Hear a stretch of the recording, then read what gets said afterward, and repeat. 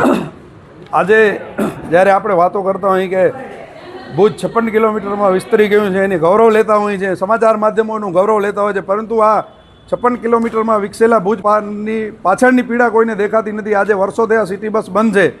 ભૂતકાળમાં નગરપાલિકા city bus ચલાવતી હતી, વર્ષો થયા નગરપાલિકાને એક કોઈ કોન્ટ્રાક્ટર નથી મળતો। ગુજરાતના મુખ્યમંત્રીએ 2022ની વિધાનસભા ચૂંટણી પૂર્વે જાહેરાત કરી એક મોટી રકમ ભુજમાં સિટી બસ માટે ફાળવી હતી।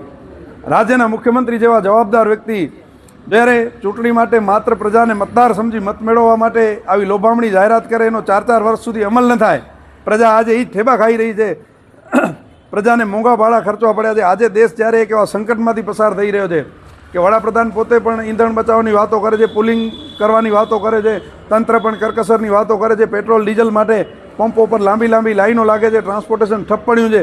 આવી પરિસ્થિતિમાં સિટી બસ એક માધ્યમ છે જેનાથી પેટ્રોલ ડીઝલનો બચત થાય, પ્રજાને પણ રાહત થાય। આજે પ્રજાને દૂર દૂરથી નાના નાના કામો માટે જ્યારે ભુજમાં આવવું હોય છે ત્યારે મોંઘા ભાડા ખર્ચવા પડે છે, આર્થિક રીતે પ્રજાને નુકસાની જઈ રહી છે।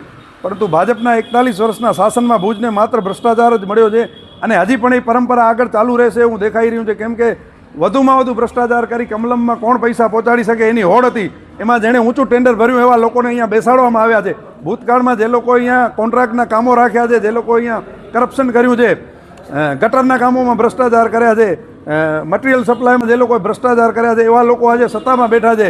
એ લોકોને ભુજના લોકોની કોઈ પરવા નથી।